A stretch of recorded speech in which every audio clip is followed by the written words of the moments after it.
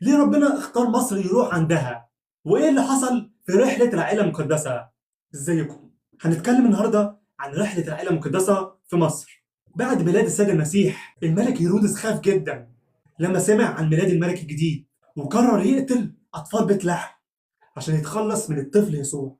لكن قبل ده ما يحصل، ظهر ملاك الرب ليوسف في حلم وقال له: قم خذ الصبي وامه واهرب الى مصر. وفعلا يوسف اخذ السيده العذراء والطفل يسوع، وبدات رحله طويله شاقه جدا. فالعائله المقدسه خرجت من بيت لحم واتجهت ناحيه مصر، ودخلت من جهه سيناء. الرحله ما كانتش سهله، كانت مليانه تعب ومشي طويل جدا.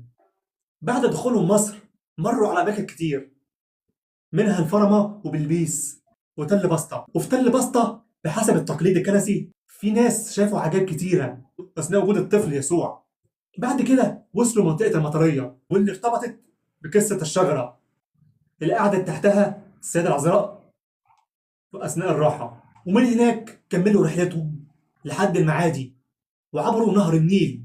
ومع استمرار الرحلة نزلوا عند اتجاه الصعيد، مروا على مناطق كتيرة لحد ما وصلوا جبل الطير. وبعد كده وصلوا في أهم محطة من الرحلة، وهو دير المحرق في أسيوط. المكان ده قعدوا أطول فترة دير المحرق قبل ما يكون دير، وده بحسب التقليد الكنسي. وبعد فترة ظهر الملاك مرة تانية ليوسف النجار، قال له إيه؟ هيرودس مات، وإنه جه وقت الرجوع يرجع تاني لإسرائيل. فعلا رجعوا إلى أرض فلسطين. كملت القصة لحد الآخر؟